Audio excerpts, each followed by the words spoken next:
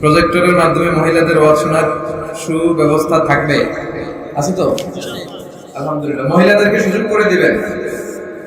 আমি সব জায়গায় বলি যে মায়েদের পেটটা হচ্ছে খনির মতো, তেলের খনি, গ্যাসের খনি, স্বর্ণের খনির চেয়েও দামি খনি। কারণ এই নারীদেরকে যদি আপনি সালাত করতে দেন, রোজা রাখতে দেন, ইসলাম শিখতে দেন, এই পেট থেকেই আল্লাহ বের হবে। কথা বলেন? যারা হবে দেশপ্রেমিক, যারা হবে নামাজি, ভদ্র, আল্লাহওয়ালা, হাফেজে কোরআন বেরোবে, মুফাসসিরে কোরআন বেরোবে, হাফেজ সাহেব বেরোবে, ইমাম সাহেব বেরোবে, খতিব সাহেব বেরোবে। চিৎকার করে বলেন ঠিক কি না? আর যদি জি বাংলা, স্টার জলসা, কিরণমালা, এগুলো তো নাই না? হ্যাঁ আছে। এগুলো যদি দেখার সুযোগ করে দেন, এদের পেট থেকে এমন এমন লোক বেরোবে যেগুলো সংসদে গেলে ইসলামরে গালি দিবে। চিল্লা এখন ঠিক না? এজন্য নারীদেরকে ইসলাম শেখানোর দরকার আছে না নাই?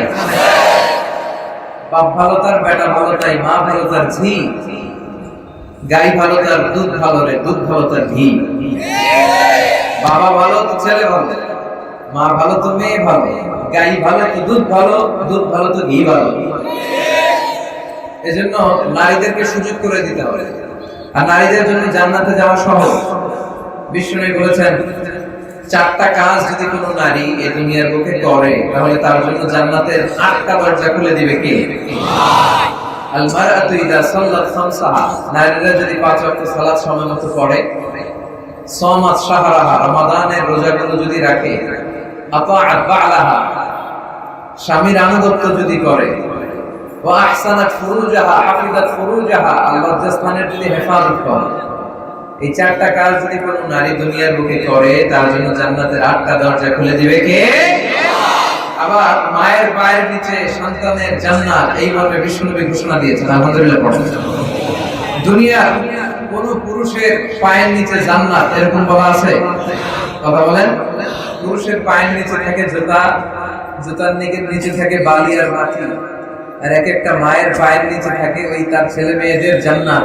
সুবহানাল্লাহ। এই পৃথিবীটারে কয়েক হাজার বার বিক্রি করলে জান্নাতের একটা চেয়ারের দাম হবে?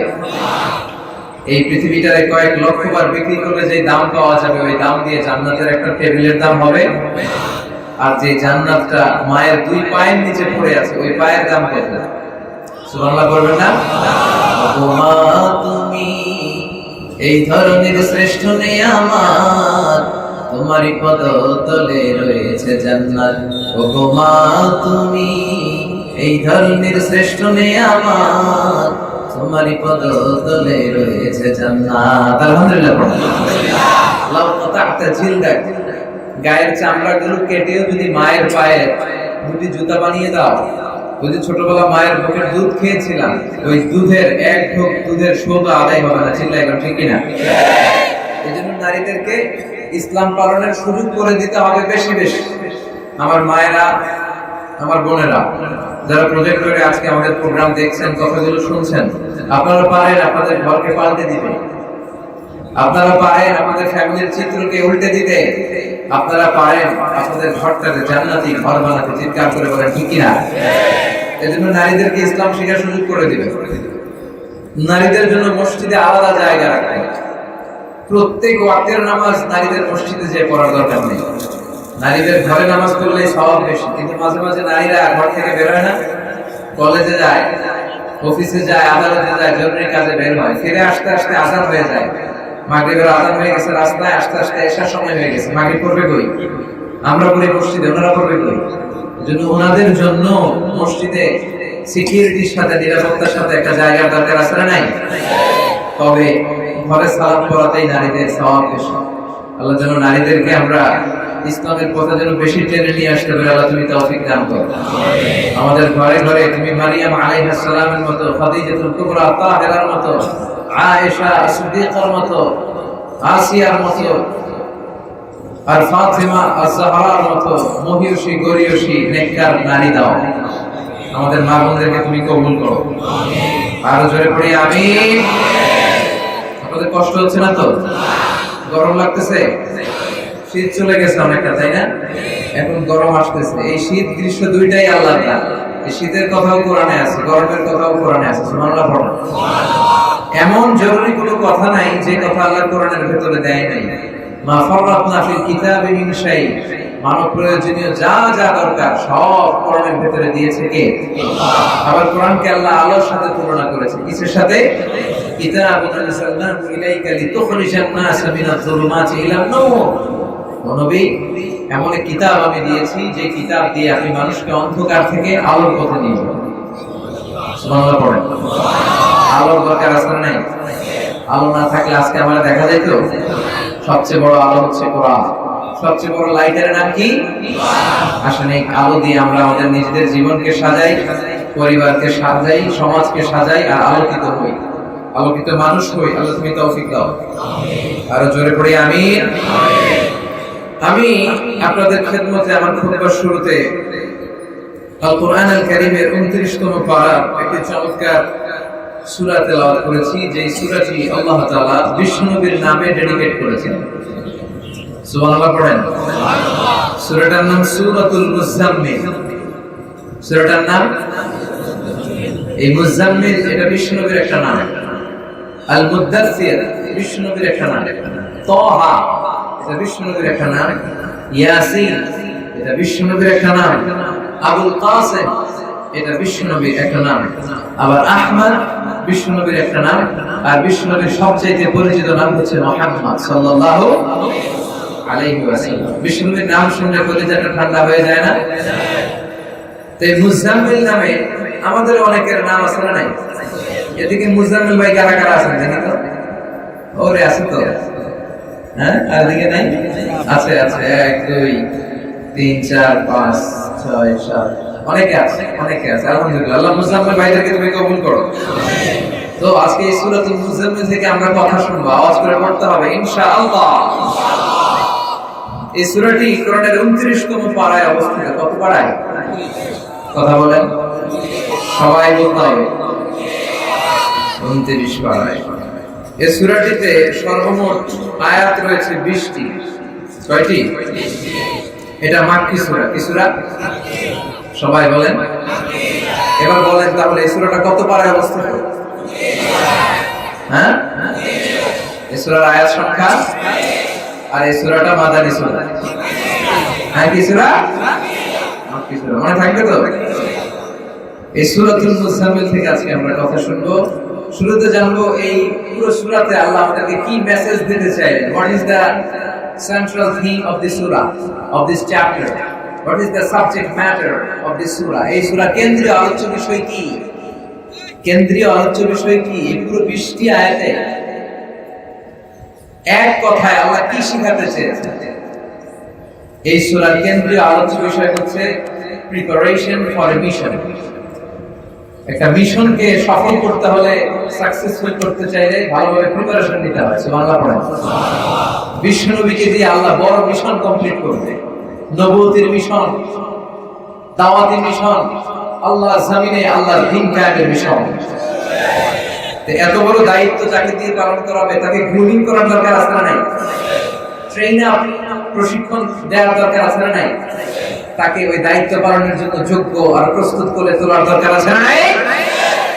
এজন্য এই সূরাতে আল্লাহ তাআলা বিশ্বনবীকে প্রিপারেশন নিতে বলেছেন।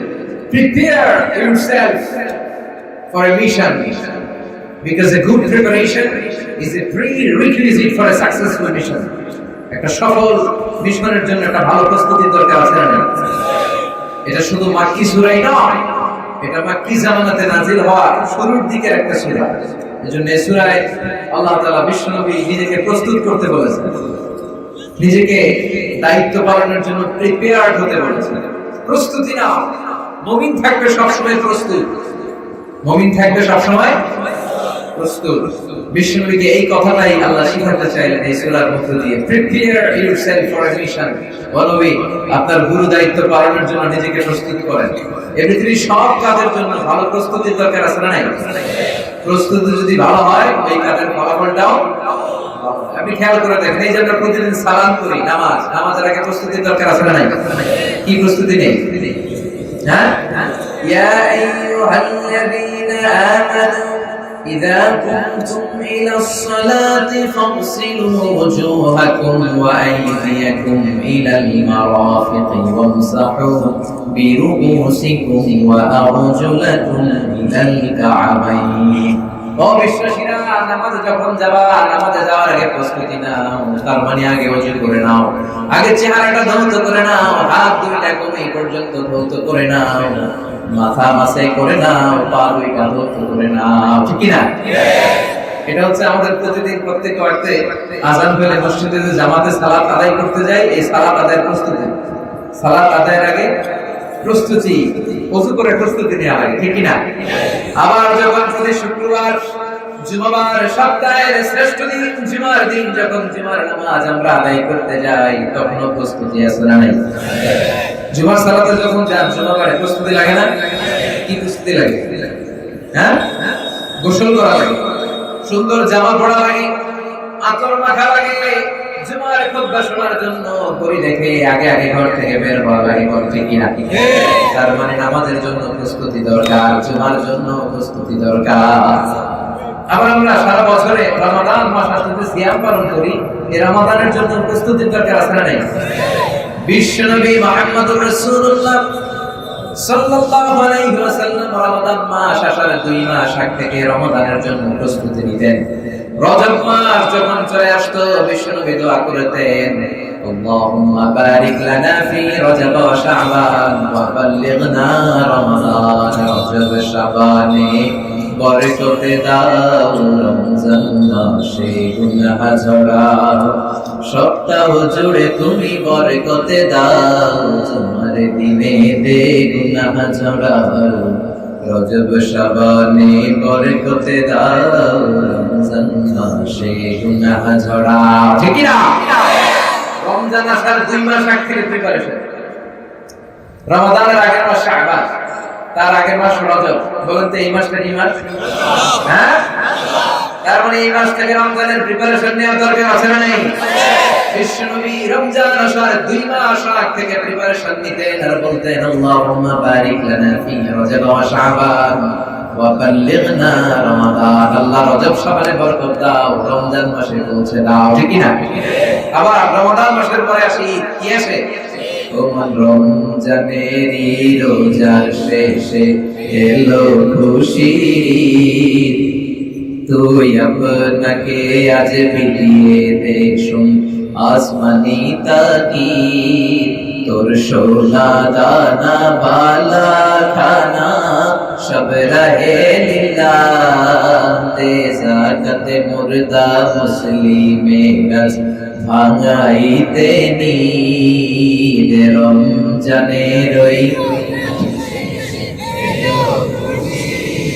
তুই পড়বি দের নামাজ রে মন সেই গাহে যে ময়দানে সব গাজী মুসলিম হয়েছে শহীদ রমজানের ওই রোজার শেষে এলো খুশির ঈদ আলহামদুলিল্লাহ পড়েন রমজান মাসের 2 মাস আগে থেকে তিনি রোজার জন্য প্রস্তুতি নিতেন আবার ঈদের জন্য 1 মাস আগে থেকে প্রস্তুতির দরকার আছে না নাই তার মানে প্রতিটা কাজে আমাদের প্রস্তুতি নিতে হবে তার মানে নামাজের আগে প্রস্তুতি রমজানের রোজার আগে প্রস্তুতি আবার কেউ যদি হজ করার নিয়ত করে হজের আগেও প্রস্তুতির দরকার আছে না নাই হজের নিয়ত করছেন কি প্রস্তুতি নেবেন হ্যাঁ টাকা পয়সার প্রস্তুতি আর রেজিস্ট্রেশন করা লাগে কথা বল আশকোনার হাজি ক্যাম্পে হজের ট্রেনিং নেওয়া লাগে রিয়াল কিনা লাগে সরকারি চাকরি যারা করে জিও লাগে গভর্নমেন্ট অর্ডার এনওসি লাগে নো অবজেকশন সার্টিফিকেট লাগে এরপরে ইজার কিনা লাগে রিদা কিনা লাগে বেল্ট কিনা লাগে হজের গাইড বুক কিনা লাগে তার মানে হজ করতে চাইলেও হজের একটা প্রস্তুতির দরকার আছে না তার মানে নামাজের প্রস্তুতি রোজায় প্রস্তুতি হজে প্রস্তুতি যাকাত দিতে চাইলে সেখানেও প্রস্তুতি আছে না যাকাত তোরা দে রে যাকাত তোর দিবি খুলবে পরে আগে খুলো খাত দে যাকাত তোরা দে রে যাকাত ঠিক কি না যাকাত যদি দিতে চান সেখানে 1 বছর আগে থেকে প্রস্তুতি নেওয়া লাগে তবে নিসাব পরিমাণ সম্পত্তির মালিক হলেন ডায়েরিতে টুকে রাখা লাগে এবং এই পরিমাণ সম্পদ একটি বছর আপনার হাতের মধ্যে আছে কিনা এই জিনিসটা গোনা লাগে, ঠিক কিনা? তার মানে যাকাতও যদি দিতে চান সেখানেও আপনার প্রস্তুতির বিষয় আছে। মুমিনদের সব কাজের আগে প্রস্তুতি নিতে হবে। মুমিনদের মরণের প্রস্তুতি নেওয়া লাগে, ঠিক কিনা? আখিরাতের প্রস্তুতি নেওয়া লাগে, চিল্লায় বলুন ঠিক কিনা? মুমিনের জন্য পুরো দুনিয়ার জিন্দেগিটাই একটা প্রিপারেশন আর প্রস্তুতি নেওয়ার টাইম আর পিরিয়ড, চিল্লায় বলেন ঠিক কিনা? আবার মুমিন মানে যুদ্ধের জন্য প্রস্তুত। বিশ্বনবী সব সময় যুদ্ধের জন্য ব্যাটালিয়ন প্রস্তুত রাখতেন। আবার আল্লাহ বললেন ওয়া আ'ইদ্দু লাহুম মাসতাতা'তুম মিন কুওয়াতিন ওয়া মিন রিবাতিল খাইলি তুরহিবুনা বিহি আদুওয়াল্লাহি ওয়া আদুওয়াকুম। ও গোলাম, সব সময় একটা মিলিটারি যুদ্ধের জন্য প্রস্তুত রাখবা। সুবহানাল্লাহ। কার কথা? ওয়া আ'ইদ্দু লাহুম মাসতাতা'তুম মিন কুওয়া, সব সময় শক্তি, সব সময় মিলিটারি আর সেনাবাহিনী প্রস্তুত রাখতে হবে। মিন রিবাতিল খাইল, ঘোড় সাওয়ার বাহিনী যেন প্রস্তুত থাকে, মুমিন থাকবে সদা প্রস্তুত। নবীর সময় ছিল ঘোড় সাওয়ার বাহিনী, আপনি ঘোড়া থাকলে চলবে? এখন লাগবে কি? হ্যাঁ, এখন রকেট লঞ্চার লাগবে, এখন গ্রেনেড বোমা লাগবে, মিসাইল লাগবে, ব্যালিস্টিক বম লাগবে, এখন ডগ স্কোয়াড লাগবে, এখন কমান্ডো অ্যাটাক লাগবে, গেরিলা অ্যাটাক লাগবে, এখন যুদ্ধ জাহাজ লাগবে, রণতরী লাগবে, ট্যাঙ্কার, সাবমেরিন লাগবে, চিল্লায় বলে ঠিক কিনা? কিন্তু আমাদের এগুলো কিছু নাই। আল্লাহ বললেন ওয়া আ'ইদ্দু লাহুম মাসতাতা'তুম মিন কুওয়া, তোমাদের শক্তি, তোমাদের সেনাবাহিনী যতটুকু সম্ভব যুদ্ধের জন্য প্রস্তুত করে রাখো। 50টারও বেশি মুসলমান দেশ, কিন্তু আমাদের সম্মিলিত কোনো সেনাবাহিনী নাই। একটা সেনাবাহিনী যদি আমাদের থাকতো তাহলে সিরিয়াতে যদি অ্যাটাক হতো আমাদের মিলিটারি সেখানে প্রতিরোধ করে তুলতো, চিল্লায় এখন ঠিক কিনা? আর এখানে অ্যাটাক হয়েছে, সম্মিলিত মুসলিম মিলিটারি সেখানে যে প্রতিরোধ করে তুলবে। এক এরদোগান আর কত করবে? গোটা বিশ্বের দিকে তাকাইতে তাকাইতে, গোটা বিশ্বরে চালাইতে চালাইতে অবস্থা খারাপ। এই দেশের এরদোগানের মতো 10টা এরদোগান যদি পৃথিবীর বুকে থাকতো, মুসলিম উম্মাহ থাকতো, আমাদের দিকে চোখ রাখিয়ে তাকাবার মতো সাহস করা হতো না, চিল্লায় এখন ঠিক কিনা? এজন্য আমাদের সম্মিলিত মিলিটারি থাকার দরকার আছে না নাই? মুমিন থাকবে সব সময় যুদ্ধের জন্য প্রস্তুত, চিল্লায় এখন ঠিক কিনা? তার মানে ইসলাম বলতে চায় নামাজের আগে প্রস্তুতি নাও, রোজার আগে প্রস্তুতি নাও, যাকাত দিলে প্রস্তুতি নাও, হজের আগে প্রস্তুতি নাও, যুদ্ধের আগে প্রস্তুতি নাও। সব কাজে প্রস্তুতির দরকার আছে না নাই? যারা পরীক্ষার্থী এদের প্রস্তুতি লাগে না? বিসিএস পরীক্ষার্থী প্রস্তুতি লাগে না? নির্বাচনের আগে কথা বলেন। এরপরে টিভিতে যে বিউটি কন্টেস্ট হয়, তোমাকেই খুঁজছে Bangladesh, close up one, Lux চ্যানেলে সুপারস্টার বিউটি কন্টেস্ট দেখবেন।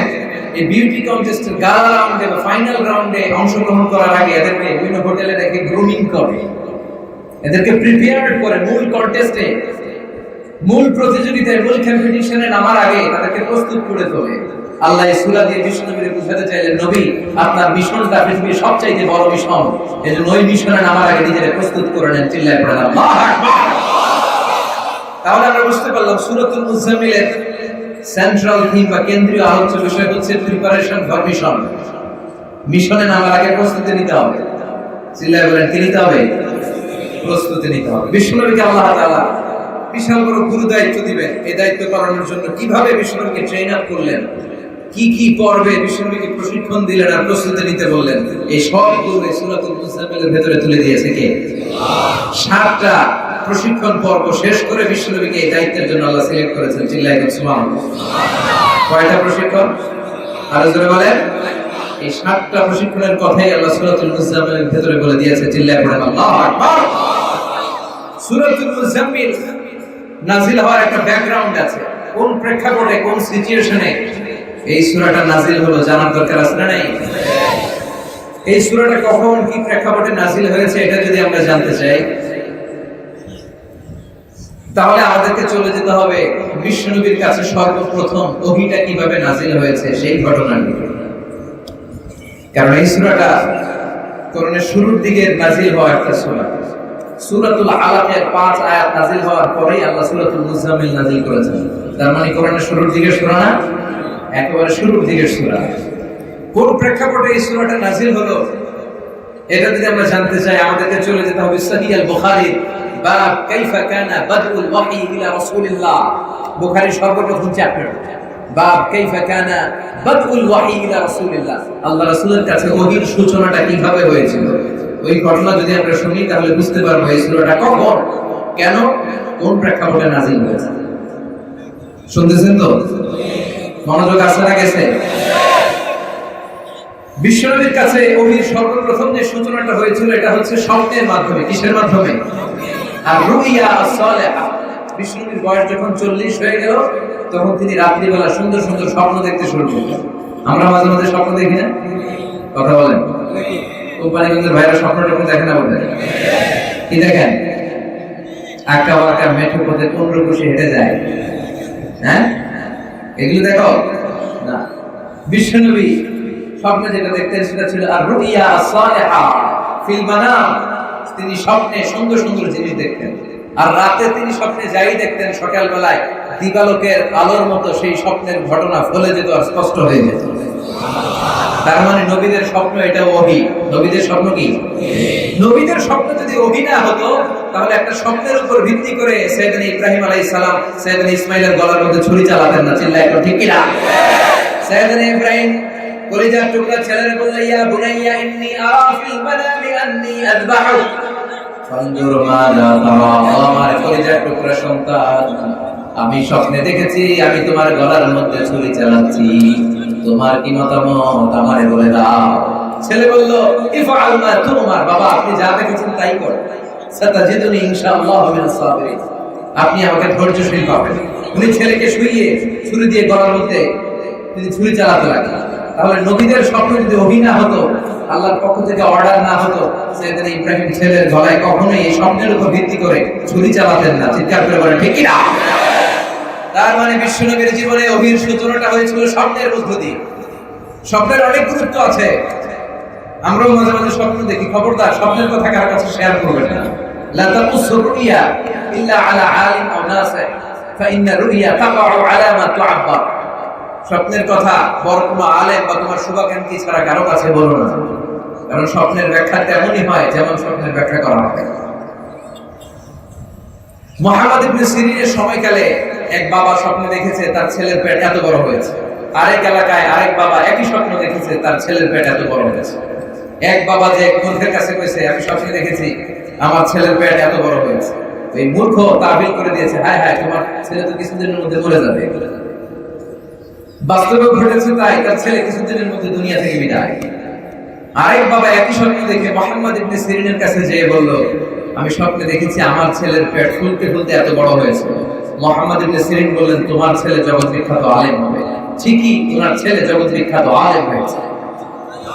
তার মানে স্বপ্নের ব্যাখ্যা যেরকম করা হয় ওই রকমই করা হয়, ওই রকমই ঘটে যায়। খবরদার, রাতে স্বপ্ন যা দেখবেন হুটহাট করে সকালে কার কাছে বলা যাবে। তার মানে বিশ্বনবীর কাছে ওহীর সূচনাটা হয়েছিল স্বপ্নের মাধ্যমে। রাতে তিনি 40 বছর বয়সে যখন উপনীত হলেন, রাতে যাই স্বপ্ন দেখতেন সকালবেলা এটা বাস্তবে রূপান্তরিত করে দিত কে? এরপরে বিশ্বনবী বললেন, সুম্মা হুব্বিবা ইলাইহিল খালা। স্বপ্নের পরে বিশ্বনবীর কাছে নিঃসঙ্গতা নির্জনতাকে প্রিয় করে দেয়া হলো। বিশ্বনবীর তখন কারোর সাথে বেশি কথা বলতে ভালো লাগে না, একা একা সময় কাটাতে ভালো লাগে। বিশ্বনবী হেরা পর্বতে চলে গেলেন। কাবা থেকে কয়েক কিলোমিটার উত্তরে 634 মিটার উঁচু একটা পাহাড়, যারা হজ উমরা করেছেন অনেকে উঠেছেন, ওইটার উপরে উঠে বিশ্বনবী ধ্যান করতে শুরু করলেন, মেডিটেশন করতে শুরু করলেন। টানা 40 দিন ধ্যান করার পরে জাআতুল হক, তার কাছে সত্য ধরা দিল। সুবহানাল্লাহ পড়েন। সাইয়েদনা জিবরাইল চলে আসলেন জান্নাতের একটা রেশমি কাপড়ের ভিতরে সূরাতুল আলাকের প্রথম 5টা আয়াত লিখে বিশ্বনবীর কাছে দিয়ে বললেন, ইয়া মুহাম্মদ ইকরা, তুমি পড়ো। ও মুহাম্মদ পড়ো। বিশ্বনবী বললেন, মা আনা বিকারি, আমি পড়তে পারি না। সুবহানাল্লাহ পড়েন। সাইয়েদনা জিবরাইল বললেন, read in the name of your Lord. বিশ্বনবী বললেন, I don't know how to read, man. মা আনা বিকারি, আমি পড়তে জানি না। কারণ বিশ্বনবী পড়তে জানতেন না, লিখতে জানতেন না। কোথাও কিছু লেখা থাকলেও দেখে চিনতেন না কোনটা আলিফ, কোনটা বা, কোনটা তা, কোনটা সা, কোনটা সদ, কোনটা হা, কোনটা ইয়া। বিশ্বনবী অক্ষর চিনতেন না। সুবহানাল্লাহ। বিশ্বনবী কোনো অক্ষর জ্ঞান চিনতেন না, কাগজ দিলে লিখতে জানতেন না, লেখা কোনো জিনিস বিশ্বনবী বুঝতে পারতেন না। বিশ্বনবীর দুনিয়ার কোনো মানুষ শিখায় নাই, বিশ্বনবীকে শিখিয়েছেন একজন, তিনি কে? দুনিয়ার কোনো ইউনিভার্সিটি থেকে বিষ্ণুনবী ডিগ্রি নেন নাই। বিষ্ণুনবী বলতেন আদাবানি রাব্বি ফাহসানা তা'দীবি, আমাকে শিখিয়েছে স্বয়ং আমার রব। তাই পৃথিবীর কোনো মানুষের শিক্ষা আমার শিক্ষার সমকক্ষ হতে পারে না। চিৎকার করে বলেন ঠিক কি না? As a father, as a teacher, as a lawgiver, as a lawmaker, as a reformer of the society, Muhammad is the superman of the world. একজন স্বামী হিসেবে, একজন পিতা হিসেবে, একজন আইন প্রণেতা হিসেবে, একজন গবেষক হিসেবে, একজন দার্শনিক হিসেবে, একজন নবী হিসেবে মুহাম্মদ সাল্লাল্লাহু আলাইহি ওয়াসাল্লাম পুরো বিশ্বের জন্য সুপারম্যান। তার জীবনে নিয়ে আলোচনা করতে গেলে এটা কোনো তলা নাই, বিয়ন্ডলেস, বাউন্ডলেস, বটমলেস। চিৎকার করে বলেন ঠিক কি না? আর এই মহাবিশ্বের শ্রেষ্ঠ মানুষটাকে নিয়ে অনেকে কটু কথা বলে, চিল্লায় কোন ঠিক কি না? এই যে মির্জা গোলাম আহমদ কাদিয়ানির পক্ষে যে সাফাই গাইলো আমাদের দেশের একজন এমপি, যে মির্জা গোলাম আহমদ কাদিয়ানির অনুসারীরা বিশ্বনবী যে শেষ নবী এটা স্বীকার করে না। বিশ্বনবী যে শেষ নবী এটা যদি স্বীকার কেউ না করে, সে কি মুমিন বলে নিজেকে দাবি করতে পারে? এই আহমদিয়া মুসলিম নামে যারা নিজেদেরকে বকশিবাজারে পরিচয় দেয়, এরা মুসলমান নয়। চিৎকার করে বলেন ঠিক কি না? শুধু লা ইলাহা ইল্লাল্লাহ এতটুকু স্টেটমেন্ট আর অ্যানাউন্সমেন্ট আপনাকে মুমিন বানাতে পারে না। আপনাকে করতে হবে মুহাম্মাদুর রাসূলুল্লাহ। বিশ্বনবী বলেন লা নাবিয়্যা বা'দি ওয়া লা রাসূলুল্লাহ, আমার পরে কোনো নবী নাই, আমার পরে কোনো রাসূল নাই। তবে লাউ কানা বা'দি নাবিয়্যুন লাকানা উমর, আমার পরে যদি নবী হওয়ার যোগ্যতা কারো থাকে, আমার ওমরের ওই যোগ্যতা আছে। ঠিক কি না? তুমি বলেছো রাসূল দেবে না, বলনি দেবে না ওমর, বলনি দেবে না হামজা তারি, খালিদ বিজয়ী সমর। প্রভু তুমি বলেছো রাসূল দেবে না, বলনি দেবে না ওমর, বলনি দেবে না হামজা তারি, খালিদ বিজয়ী সমর। প্রভু তুমি বলেছো রাসূল দেবে না। পড়েন আল্লাহু আকবার। তার মানে আমার নবীর পরে কোনো নবী নাই, আমার নবীর পরে কোনো নবী নাই, আমার রাসূলের পরে কোনো রাসূল নাই। তিনি খাতামান নবীয়্যিন, সর্বশেষ নবী, সর্বশ্রেষ্ঠ পয়গম্বর। এই কথা যে বিশ্বাস করে না সে মুমিন হতে পারে না। ঠিক কি না? ওই এমপি সে মুমিনের পক্ষে কথা বলতে চায় না, ইসলামের পক্ষে কথা বলতে চায় না, ও কাদিয়ানীদের পক্ষে কথা বলে। তার মানে সে কাদিয়ানীদের দোসর। চিল্লায় কোন ঠিক কি না? বিশ্বনবীকে লাস্ট মেসেঞ্জার হিসেবে যারা স্বীকার করে না, এরা মুমিন হিসেবে দাবি করতে পারবে? বিশ্বনবীর কাছে সূরা আলাকের 5 আয়াত দিয়ে সাইয়েদনা জিবরাইল বলে ইকরা ইয়া মুহাম্মদ, মুহাম্মদ পড়ো। বিশ্বনবী বললেন মা আনা বিকারি, আমি পড়তে পারি না। বিশ্বনবী বললেন ফাআখাযানি ফাগাত্তানি হাত্তা বালাগা মিন্নি আল জাহাদ, যখন আমি বললাম পড়তে পারি না, সাইয়েদনা জিবরাইল আমাকে চেপে ধরলেন, বুকের মধ্যে ঠেসে ধরলেন, বুকে একটা চাপ দিলেন, এরপর আমার ছেড়ে দিলেন। এত জোরে চাপ দিলেন আমি ব্যথা পেলাম। বিষ্ণু বললেন আমি ব্যথা পেলাম। এরপরে সাইয়েদনা জিবরাইল আবার বললেন ইকরা পড়ো। বিশ্বনবী আবার বলে মা আনা বি কারি, আমি পড়তে পারি না। আবার সাইয়েদনা জিবরাইল বিশ্বনবীর জড়িয়ে ধরলেন, বুকের মধ্যে চেপে ধরে একটা চাপ দিলেন। বিষ্ণু বললেন তারপর আমারে ছেড়ে দিলেন, আমি বুকে ব্যথা পেলাম।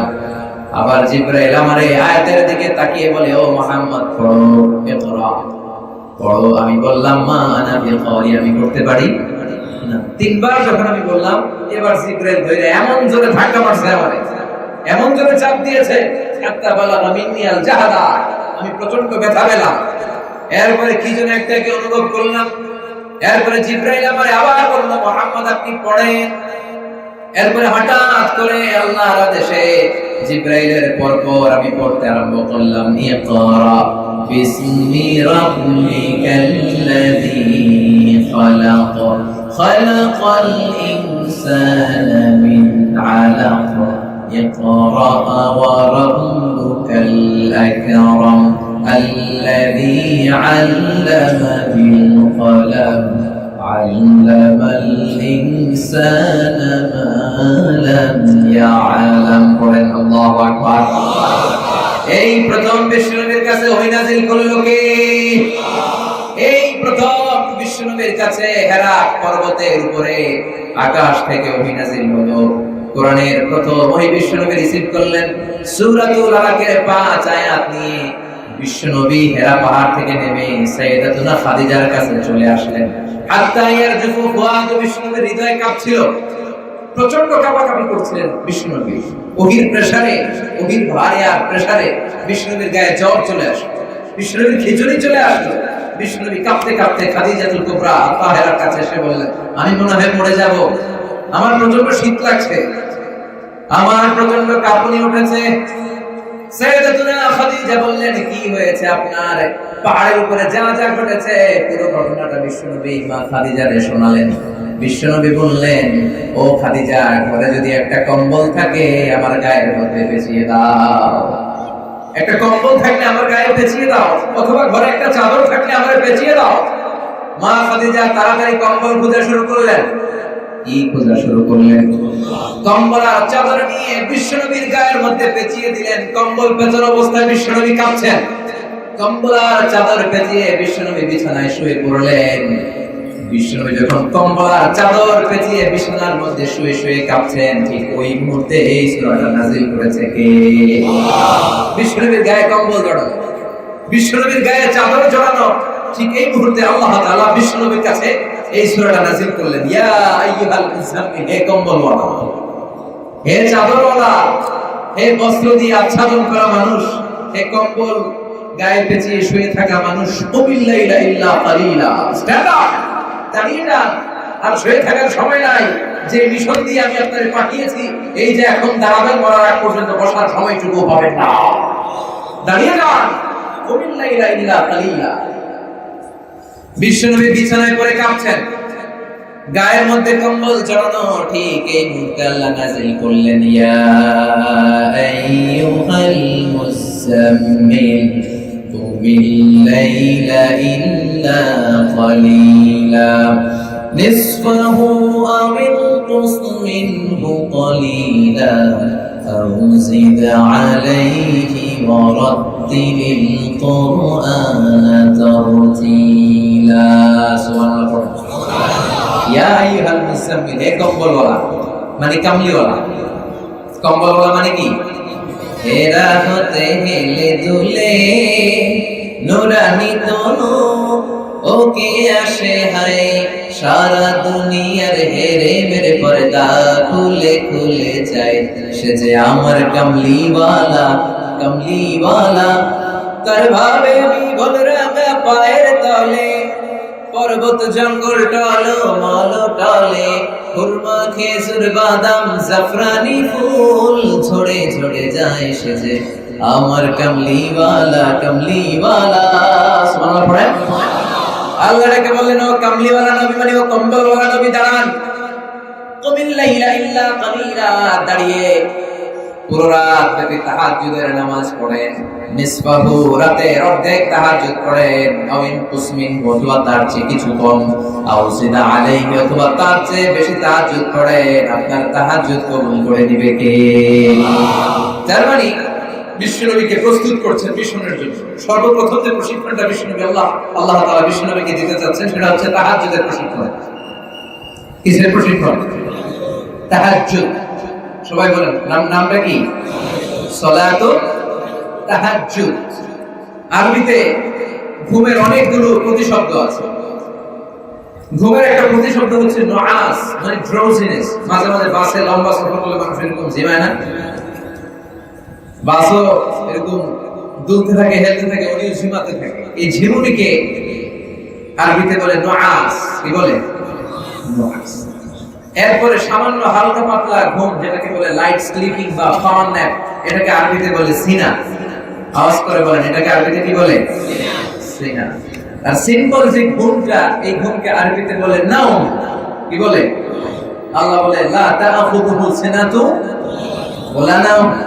আল্লাহর জিমানিও নাই, ঘুমও নাই। সুবহানাল্লাহ পড়েন। Never sleep or slumber overtakes him. আল্লাহর ঘুমেও ধরে না, ঘুমের আগে জিমানি আসে, ওইটাও ধরে না। তার মানে ঘুমের একটা আরবি হলো নুআস, ঝিমুনি। আরেকটা আরবি হলো সিনা, হালকা ঘুম। আরেকটা আরবি হলো নাওম, মানে ঘুম। আর সবচেয়ে গভীর এবং গাঢ় ঘুমের আরবি নাম হলো হুজুদ। গভীর ঘুমের আরবি নাম হচ্ছে হুজুদ। গভীর ঘুমের আরবি নাম কি? হুজুদ। এটা হচ্ছে শেষ রাতে 3টা 4টার দিকে যে ঘুমটা আসে, এত মজা লাগে। আজান কোন দিক দিয়ে যায় আর ঘড়ির অ্যালার্ম কোথায় বাজে টেরি পাওয়া যায়, আছে না নাই? কাঁথাটার কম্পিউটার টেনে টেনে শুয়ে থাকতে ভালো লাগে, এরকম একটা বংশের সাথে হয় না? এই ঘুমটারে আরবিতে বলে হুজুর। কি বলে? হুজুর। এই হুজুরের ঘুম, এই মজার ঘুমকে ত্যাগ করে দিয়ে স্যাক্রিফাইস করে ওই সময় যে নামাজটা পড়া হয় ওই নামাজটারে আরবিতে বলে সালাতুল হুজুর বা সালাতুল তাহাজ্জুদ। সুবহানাল্লাহ বলেন না? এজন্য রব্বুল আলামিন বলেন وَمِنَ اللَّيْلِ فَتَهَجَّدْ بِهِ نَافِلَةً لَكَ عَسَى أَن يَبْعَثَكَ رَبُّكَ مَقَامًا مَحْمُودًا। ও নবী, রাত্রিবেলা তাহাজ্জুদের নামাজে দাঁড়িয়ে যান, হতে পারে এই কারণে আপনাকে সম্মানিত একটা আসনের মধ্যে আদিষ্ট করে দিবে কে? তাহাজ্জুদের নামাজে মরণ দিও প্রভু আমায়, একামতে দিনের কাজে কবুল করে নিও আমায়। পড়ে তাহাজ্জুদের নামাজে মরণ দিও প্রভু আমায়, একামতে দিনের কাজে কবুল করে নিও আমায়। চিল্লায় পড়তে হবে আমিন। বিশ্বনবী আল্লাহ বললেন ফাতাহাজ্জাদ বিহি নাফিলাতান লাক আসা আইয়াবাসাকা রাব্বুকা মাকামান মাহমুদা। ও নবী, রাত্রিবেলা দাঁড়িয়ে আপনি তাহাজ্জুদ পড়েন, আপনার মর্যাদা বাড়িয়ে দিবে কে? আবার আল্লাহ বললেন মুমিন বান্দার বৈশিষ্ট্য হলো রাত্রিবেলা দাঁড়িয়ে দাঁড়িয়ে তারা তাহাজ্জুদ পড়ে। ওয়াল্লাযীনা ইয়াবিতুনা লিরাব্বিহিম সুজদান ওয়া কিয়ামা। রহমানের বান্দাদের বৈশিষ্ট্য, তারা রাত্রিবেলা দাঁড়িয়ে দাঁড়িয়ে তাহাজ্জুদ করে আর সিজদায় পড়ে পড়ে চোখের পানিতে যায় নামাজ ভিজায়। ঠিক কি না? রাতের আধারে যারা সেজদাতে রয়, দু চোখের স্রোতে নদী যেন বয়। রাতের আধারে যারা সেজদাতে রয়, দু চোখের স্রোতে নদী যেন বয়। ছলনার হাতছানি যতই আসুক পেছনে ফিরেও সে তাকায় না। যাদের হৃদয়ে আছে আল্লাহর ভয়, তারা কোনো পথ ভুলে যায় না। আল্লাহর প্রেম ছাড়াই দুনিয়ায় কারো কাছে কোনো কিছু চায় না। চিৎকার করে বলে ঠিক না? রাতের আধারে তারা সিজদায় পড়ে নাই। মুমিন বান্দার বৈশিষ্ট্য, তারা হলো রুহবানুল লাইল ফুরসানুন নাহার। দিনের বেলায় ভোর সাওয়ারের মতো যুদ্ধের ময়দানে থাকে, আর রাত্রি বেলায় তাহাজ্জুদের নামাজে কান্নার ঝড় তুলে। রাত্রিবেলা তাহাজ্জুদের নামাজে কান্নার ঝড় তুলে। এজন্য বিশ্বনবীর প্রথম অনেক গুরু দায়িত্ব দিয়ে আল্লাহ পাঠাবেন নবুয়তের মিশন বাস্তবায়নের জন্য সর্বপ্রথম যে ট্রেনিং, যে প্রশিক্ষণ আর যে প্রস্তুতি পর্ব আল্লাহ দিলেন সেটা হচ্ছে তাহাজ্জুদের প্রস্তুতি। তাহাজ্জুদের মাধ্যমে নিজেকে প্রশিক্ষিত করে তোলা। চিৎকার করে বলা ঠিক না? ওই মুহূর্তটা, তাহাজ্জুদের মুহূর্তটা এত গুরুত্বপূর্ণ মুহূর্ত। রব্বুল আলামিন ইয়ানজিলু রাব্বুনা ইলা সামাঈদ দুনিয়া, আরশের উপর থেকে আল্লাহ প্রথম আকাশের দিকে গভীর একটা মনোনিবেশ দেয় আর ডাকতে থাকে আলা মিন মুস্তাগফিরিন আগফির আলা। কে ক্ষমা চাইবা? ক্ষমা চাও, ক্ষমা করে দেব। আলা মিন মুস্তারজিকিন আরযুকালা। কার সম্পদ দরকার? সম্পদ চাও, সম্পদের মালিক বানিয়ে দেব। আলা মিন মুস্তাকসিন আকসুলা। কার পোশাকের দরকার? পোশাক চাও, পোশাক দিয়ে দেব। যার যেটা লাগবে সব দিয়ে দেব। দেওয়ার জন্য আমাদেরকে ডাকে কে? কিন্তু চাওয়ার সময়টা তো আমাদের না। দেওয়ার জন্য উনি আরশের উপর থেকে স্পেশাল একটা গ্লেন্স দিলেন, স্পেশাল নজরে তিনি প্রথম আকাশে মনোনিবেশ করে তিনি আমাদেরকে ডাকলেন। কার কি লাগবে? চাও। সন্তান হয় না, মাজারে যাওয়া লাগবে না, আমার কাছে চাও, সন্তান দিয়ে দেব। পরীক্ষায় ভালো ফলাফল করতে চাও, আমার কাছে চাও, দিয়ে দেব। নেতা হতে চাও, নেতৃত্ব চাও, জনগণের খেদমতের জন্য আমার কাছে চাও, আমি বানিয়ে দেব। কিন্তু আমাদের চাওয়ার সময়টা নাই। এজন্য বিশ্বনবীর আল্লাহ প্রস্তুত করায় নিচ্ছেন। ও নবী, অনেক বিশাল ঝঞ্ঝা বিক্ষুব্ধ সমাজে তোমাকে ইসলামের রাজকে কায়েম করতে হবে। এই পথটা কুসুমাস্তীর্ণ নয়, এই পথটা কণ্ঠকাঠিন্য, অনেক বিপদ, অনেক ঝঞ্ঝা, অনেক ঝামেলা, অনেক জুলুম অত্যাচার, জেল জরিমানা, ফাঁসি আসতে পারে, কিন্তু এগুলো দেখে মুমিন বিচলিত হবে না, চিৎকার করে বলে ঠিক না। কারণ মুমিন হলো রুহবানুল লাইল, রাতের বেলা তাহাজ্জুদ পড়ে, ফুরসানুন নাহার, দিনের বেলায় যুদ্ধের ময়দানে জিহাদ করে, ঠিক না। বিশ্বনবী এই অর্ডার পাওয়ার সাথে সাথে কুমিল লাইলা ইল্লা কালিলা তাহাজ্জুদ করতে শুরু করলেন। কি করতে শুরু করলেন? রব্বুল আলামিন বলেন, ইয়া আইয়ুহাল মুযাম্মিলু কুমিল লাইলা ইল্লা কালিলা। ও কম্বল ওয়ালা নবী, দাঁড়িয়ে যান, দাঁড়িয়ে যান, জায়নামাজটা বিছিয়ে ওযু করে জায়নামাজে দাঁড়িয়ে যান, তাহাজ্জুদ করা শুরু করে দেন। বিশ্বনবী তাহাজ্জুদ করা শুরু করে দিলেন। ছোট্ট ঘর, বিশ্বনবীর ঘর ছিল ছোট্ট ঘর।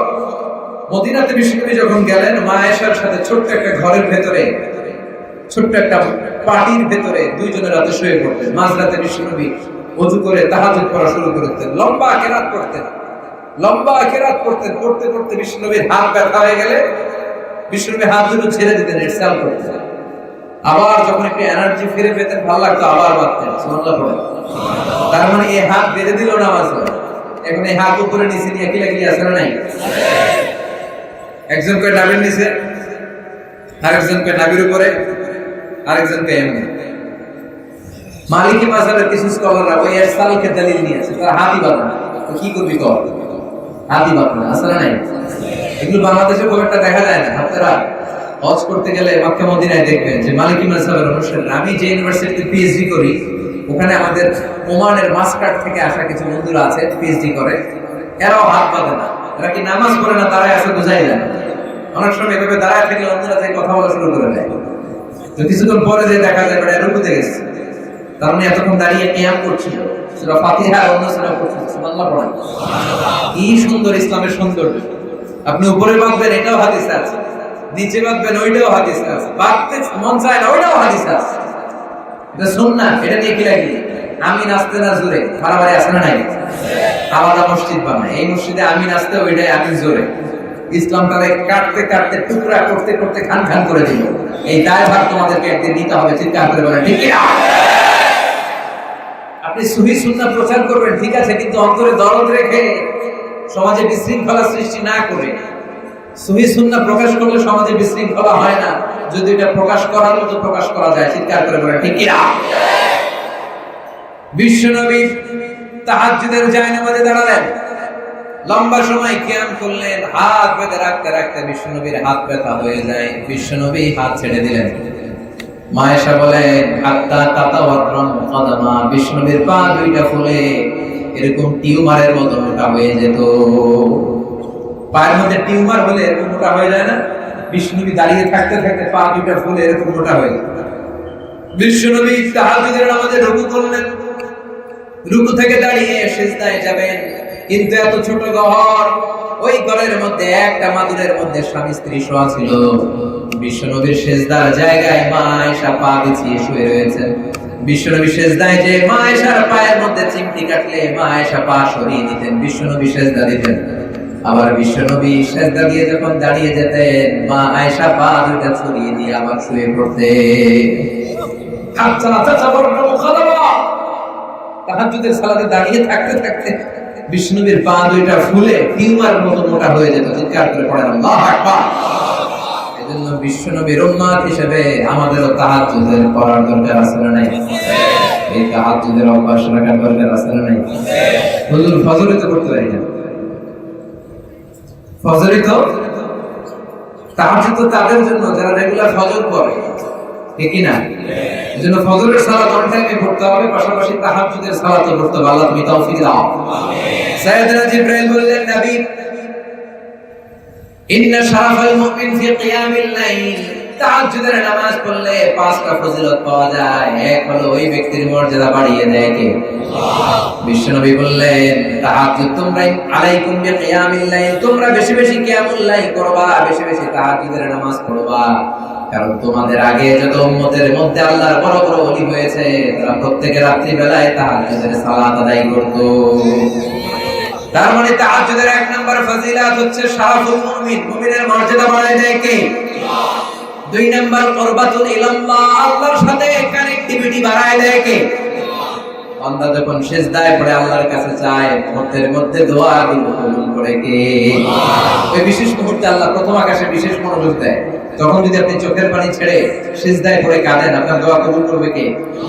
আল্লাহর কাছে দুই ফোঁটা পানি সবচাইতে প্রিয়। এক হচ্ছে জিহাদের ময়দানে রক্তের ফোঁটা, আরেক হচ্ছে অনুতপ্ত বান্দার চোখের পানির ফোঁটা।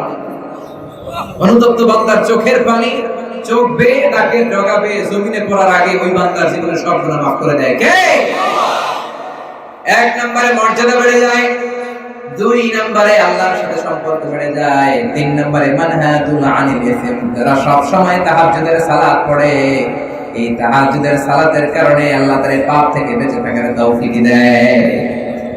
চার নম্বরে মুকাফফিরুল লিসাইয়্যাত, মনের জানতে শয়তানের ওয়াসওয়াসায় যদি কোনো পাপ হয়েও যায়, তাহাজ্জুদের নামাজ সব পাপগুলো ধুয়ে মুছে সাফ করে দেয়। পাঁচ নম্বরে বিশ্বনবী বললেন মুতাররিদাতুল লিদাই আনিল জাসাদ, যারা সব সময় তাহাজ্জুদের সালাত পড়বে, ওই ব্যক্তির দেহের মধ্যে দুরারোগ্য কোনো ব্যাধি থাকলে ওই ব্যাধি থেকে তার শিফা দান করবে কে?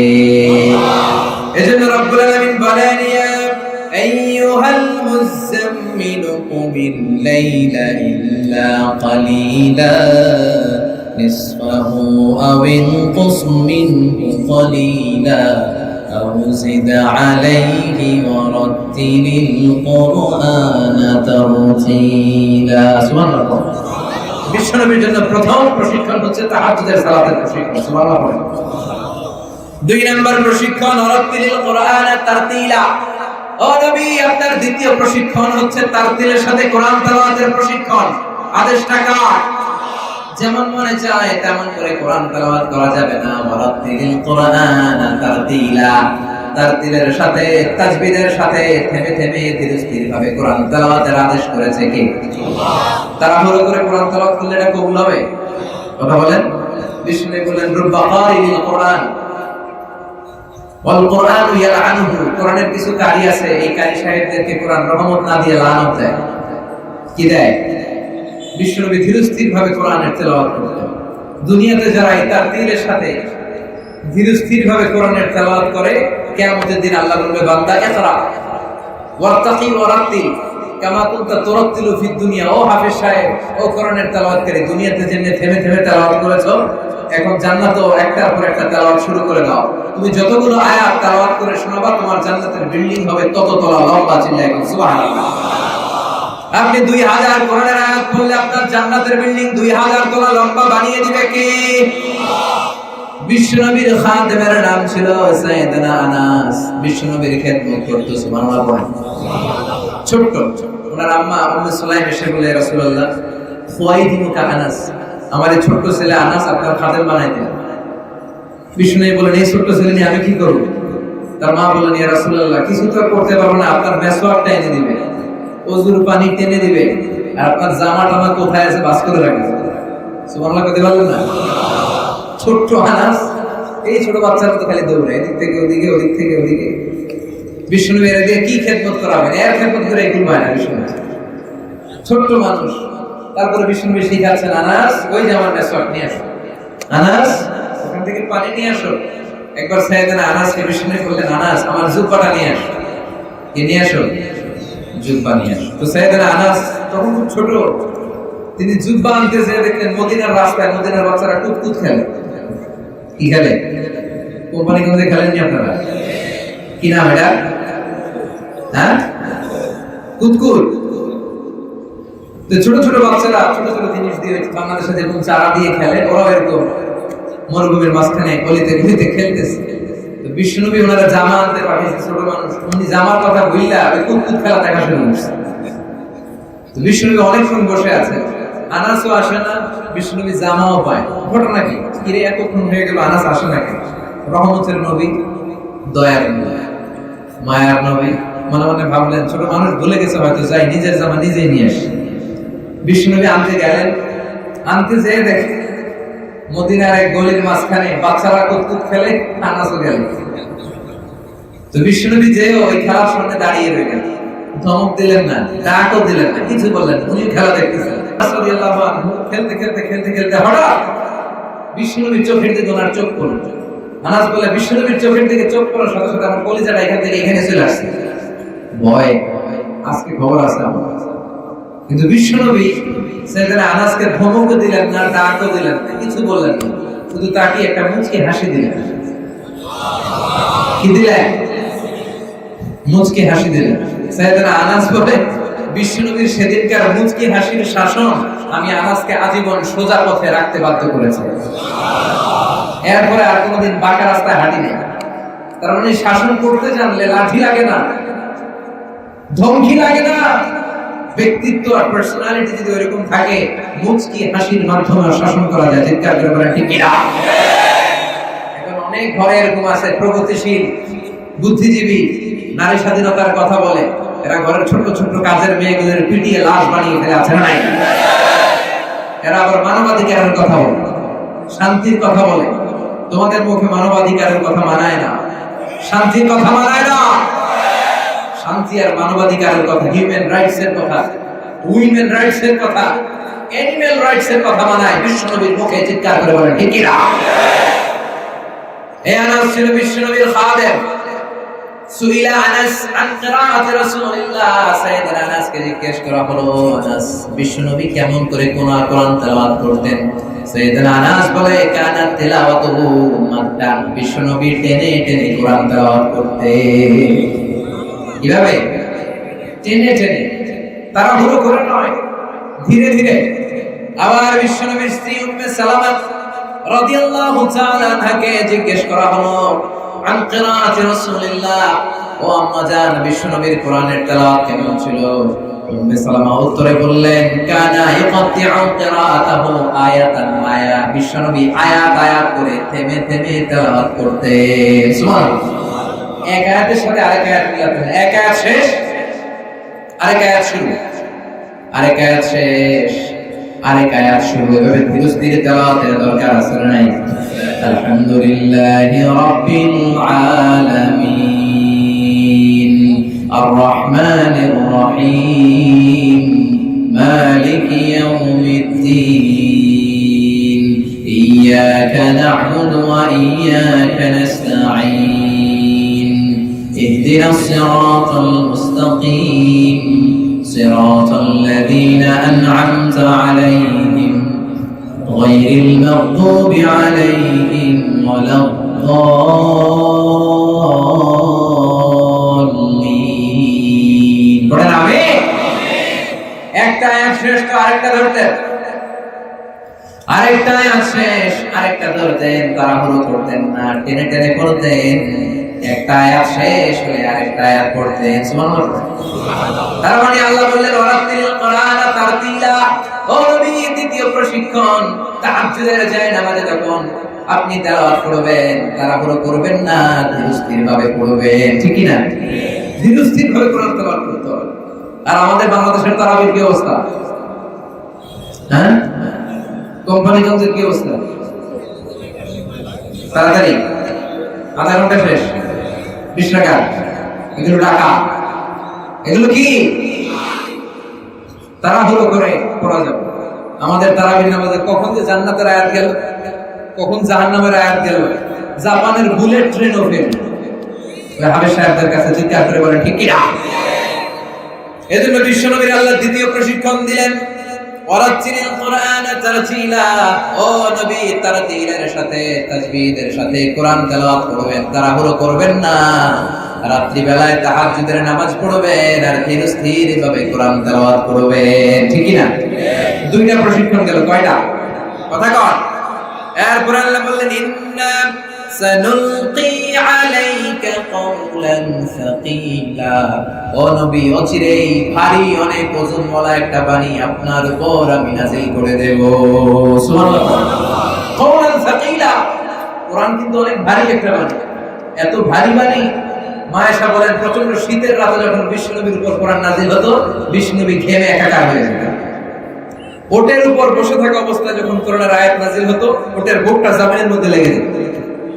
ঘোড়ার পিঠে বসা অবস্থায় যখন কোরআনের আয়াত নাযিল হতো, ঘোড়ার খুর আর পা মরুভূমির ভিতরে দেবে যেত। মাঝে মাঝে বিশ্বনবী সাহাবাদের রানের মধ্যে মাথা রেখে ঘুমাতেন। সাইয়েদনা যায়েদ রাদিয়াল্লাহু তাআলা বলে বিশ্বনবী একবার আমার রানের মধ্যে মাথা রেখে ঘুমালেন, ঘন্টাখানিক ঘুমালেন, আমার পায়ে ব্যথা লাগে না। হঠাৎ বিশ্বনবী ঘুম থেকে জেগে আমার পায়ের মধ্যে শুয়ে রইলেন। বিশ্বনবী শুয়ে থাকা অবস্থায় হঠাৎ করে বিশ্বনবীর উপর কোরআনের আয়াত নাযিল হওয়া শুরু হয়ে গেল। যখন বিশ্বনবীর উপর কোরআনের আয়াত নাযিল হওয়া শুরু হয়ে গেল, আমার মনে হচ্ছে আমার পায়ের হাড়টি ভেঙে ভেঙে খানখান হয়ে যাবে।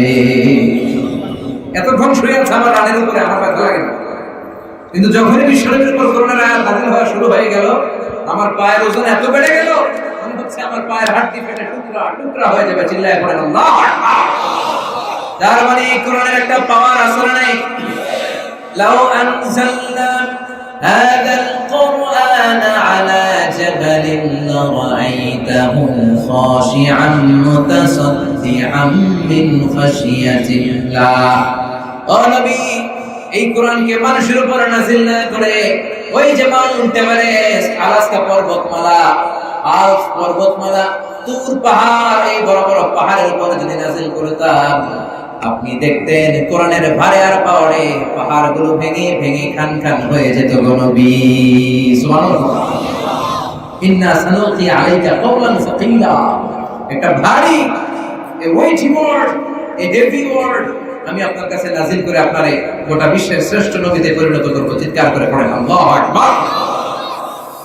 এরপর আল্লাহ বললেন ইন্নালাকা ফিন নাহারি সাবহান তাওয়িলা, নবী দিনের বেলায় আপনার অনেক দায়িত্ব থাকে, এজন্য ওয়াযকুর ইসমা রাব্বিকা ওয়া তাবাত্তাল ইলাইহি তাবতিলা, রাত্রি বেলায় আপনার রবের নামের জিকির করেন আর আপনার রবের ইবাদতে বেশি বেশি আপনি মশগুল হয়ে যান। সুবহানাল্লাহ।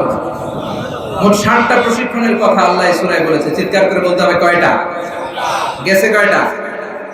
আরো বাকি কয়টা? 3 নাম্বার আল্লাহ বললেন ওয়াজকুর ইসমা রাব্বিক, রবের নামের জিকির করেন, আপনার রবকে বেশি বেশি স্মরণ করেন। মুমিন সব সময় স্মরণ করে একজনকে, তিনি কে? কাফেররা স্মরণ করে কারে? হ্যাঁ, হিন্দুরা স্মরণ করে কারে? जो तो मिटाना चाहे जीवन का तृष्णा, सुबह शाम बोल बंदे कृष्ण कृष्ण कृष्ण। হিন্দুরা স্মরণ করে কৃষ্ণারে, আমরা স্মরণ করি কৃষ্ণারে? আমরা কি রামরে স্মরণ করি? শ্রীমদ্ ভগবত গীতাকে স্মরণ করি? রামায়ণকে স্মরণ করি? ভগবানকে স্মরণ করি? আমরা স্মরণ করি কাকে? जो तो मिटाना चाहे जीवन का जाला, सुबह शाम बोल बंदे अल्लाह अल्लाह अल्लाह। ठीक है ना? सुबहान अल्लाह अल्हम्दुलिल्लाह ला इलाहा इल्लल्लाह, सुबहान अल्लाह अल्हम्दुलिल्लाह ला इलाहा इल्लल्लाह, মুহাম্মাদুর রাসূলুল্লাহ সাল্লাল্লাহু। 3 নাম্বার প্রশিক্ষণ ওয়াজকুর ইসমা রাব্বিক। নবী বিপদে আপদে সব সময় একজনকে স্মরণ করতে হবে, তিনি কে? আল্লাহ। ওয়াজকুর, আপনি স্মরণ করেন, ইসমা রাব্বিকা, আপনার রবের নাম আপনি স্মরণ করেন। এই আয়াত নাযিল হওয়ার পর থেকে বিশ্বনবী সব সময় রবের কথা স্মরণ করতে লাগলেন। সুবহানাল্লাহ।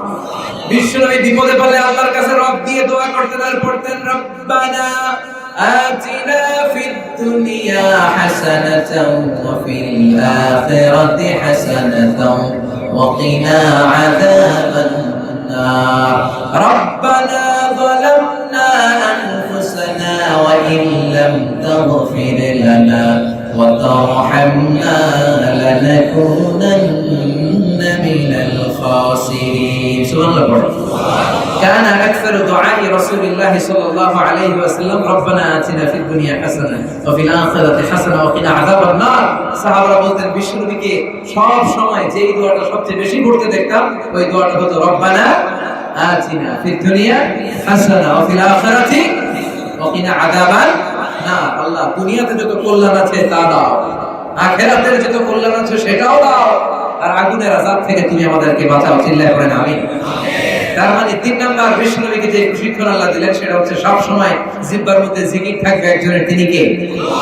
আলা বিযিকরিল্লাহি তাসমাইন্নুল কুলুব। দুনিয়ার কোনো কিছু দিয়ে এই কলবের প্রশান্তি হয় না। কলবের প্রশান্তি হয় কার জিকির দিয়ে? কলবে জিকির বসাতে হবে কার? নাকি আয়না বসাবেন? আয়না বসাবেন না? অনেকে বসায় না? আয়না বসাইয়া দেব আছে আয়না? আয়না বসানো যাবে, কলবে বসাইতে হবে কার জিকির? চিল্লায় বলে প্রথমে আল্লাহ আল্লাহ, শেষে আল্লাহ আল্লাহ, আকাশে আল্লাহ আল্লাহ, জমিনে আল্লাহ আল্লাহ। সবাই পড়ে প্রথমে আল্লাহ আল্লাহ, শেষে আল্লাহ আল্লাহ, আকাশে আল্লাহ আল্লাহ, জমিনে আল্লাহ আল্লাহ। নিখিল জান গাই গুণগান তার নামে গাই, আমরাও গাহি তাআলা হামদে বারি তাআলা, হামদে বারি তাআলা, হামদে বারি তাআলা। পড়েন আল্লাহু আকবার। তার মানে বিশ্বনবীর প্রস্তুতির 3 নাম্বার যে পর্ব ছিল সেটা হচ্ছে জিকির চলবে একজনের, তিনি কে? 4 নম্বরে রব্বুল আলামিন বললেন ওয়াতাবাত্তাল ইলাইহি তাবতিলা। ও নবী, যখনই আপনি সময় পাবেন আপনার সময়টাকে আল্লাহর ইবাদতে আপনি বাস্তবায়ন করেন, আল্লাহর ইবাদতে নিমগ্ন হয়ে যান, আপনার অবসর সময় আল্লাহর ইবাদতে মনোনিবেশ করেন, ঠিক কি না? আমরা অবসর পেলে কি করি? হিন্দি সিনেমা, হ্যাঁ, জি বাংলা, ফেসবুক। বিশ্বনবীকে আল্লাহ বললেন নবী ওয়াতাবাত্তাল ইলাইহি তাবতিলা। আপনার 4 নম্বর প্রশিক্ষণ হচ্ছে অবসর পেলেই আপনি ইবাদত করবেন কার? আল্লাহ। বিশ্বনবী আল্লাহর কাছে দোয়া করতেন, আল্লাহুম্মা আ'ইন্না আলা যিকরিকা ওয়া শুকরিকা ওয়া হুসনি ইবাদাতিকা। হে আল্লাহ, আমি যেন বেশি বেশি আপনার জিকির করতে পারি, আমি যেন বেশি বেশি আপনার শুকরিয়া করতে পারি, আর যেন বেশি বেশি আপনার ইবাদত করতে পারি। চিল্লায় এখন ঠিক কি না? যারা সব সময় আল্লাহর ইবাদতে মশগুল থাকে এদেরকে আরবিতে বলে আল বাতুল। কি বলে? এই আল বাতুল থেকে আল্লাহ বললেন ওয়াতাবাত্তাল ইলাইহি তাবতিলা। এজন্য মারিয়াম আলাইহিস সালামের একটা উপাধি ছিল মারিয়াম আল বাতুল। সুবহানাল্লাহ বলেন না? ওয়াতাবাত্তাল ইলাইহি তাবতিলা। অবসর সময়ে ইবাদত করার মধ্য দিয়ে নিজের আধ্যাত্মিকতাকে বাড়ান। আধ্যাত্মিকতা বাড়ানোর দরকার আছে না নাই? অনেকে আধ্যাত্মিকতাকে স্বীকার করতে চায় না। আপনি যদি ইসলামী শরীয়তকে 3 ভাগ করেন এর 1 ভাগ হবে আধ্যাত্মিকতা। সুবহানাল্লাহ। মনে রাখবেন কোরবানিদের ভাইরা, 3টা জিনিস মিলে আমাদের শরিয়া। কয়টা? একটা হলো ঈমান, আরেকটা হলো ইসলাম, আরেকটা হলো ইহসান। আমার সাথে সাথে বলেন, একটা কি? ঈমান। দ্বিতীয় নাম্বার? 3 নম্বরে সবাই আবার বলেন 1 নাম্বার। আওয়াজ হয়েছে? আওয়াজ করে পড়েন। 1 নম্বরে ঈমান, 2 নম্বরে ইসলাম, 3 নম্বরে ইহসান। এবার আওয়াজ করে উত্তর দেন। 1 নম্বরে ঈমান, 2 নম্বরে ইসলাম, 3 নম্বরে ইহসান। মনে থাকবে, এই 3টা মিলে হচ্ছে আমাদের শরিয়ত। ঈমান মানে বিশ্বাস, ঈমান মানে বিশ্বাস, আর ইসলাম মানে কর্মসূচি, ইসলাম মানে, আর ইহসান মানে আধ্যাত্মিকতা। ইহসান মানে, ঈমান মানে বিশ্বাস, আল্লাহর উপরে বিশ্বাস, আখিরাতে বিশ্বাস, নবীর উপরে বিশ্বাস, কিতাবের উপরে বিশ্বাস, ভাগ্যের উপরে বিশ্বাস। আর ইসলাম মানে কর্মসূচি, ইসলাম মানে নামাজ, ইসলাম মানে রোজা, ইসলাম মানে যাকাত, আর ইহসান মানে হলো আধ্যাত্মিকতা। সুবহানাল্লাহ।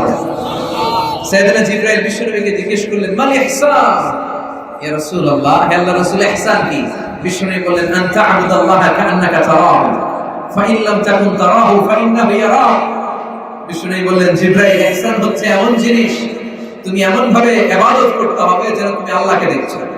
এটাকে আধ্যাত্মিকতার ভাষায় বলা হয় মুশাহাদা। এটা কি বলে? এটা ভাবাটা অনেক কঠিন। এটা নবীদের পক্ষে সম্ভব, সিদ্দিকীনদের পক্ষে সম্ভব। এটা যদি ভাবতে কষ্ট লাগে, অন্তত ইবাদতের সময় এতটুকু ভাবতে হবে যে আল্লাহ আমাকে দেখছে। এটাকে বলে মুরাকাবা। এটা কি বলে? তাহলে একটা হলো মুশাহাদা আর একটা হলো মুরাকাবা। মুমিনকে এটা বিশ্বাস করতেই হবে যে আল্লাহ ইজ ওয়াচিং মি, আল্লাহ ইজ অবজার্ভিং মি। পৃথিবীর কেউ দেখে না, কিন্তু দেখে কে? রাতের অন্ধকারে দরজা বন্ধ করে, লাইট বন্ধ করে, জানালা বন্ধ করে, মোবাইল বন্ধ করে পাপ কাজ করছেন, পৃথিবীর কেউ দেখে নাই। চিল্লায় বলেন তো, দেখেছে কে? এটার নাম হচ্ছে ইহসান। এজন্য আল্লাহ বিশ্বনবীর ইহসান শিক্ষা দিলেন আর বললেন, বিশ্বনবী আপনার 4 নাম্বার প্রশিক্ষণ হচ্ছে ওয়া তাওয়াক্কাল ইলাইহি তাবতিলা, আপনার আধ্যাত্মিকতাকে আপনি উন্নীত করেন। চিল্লায় এখন ঠিক কিনা?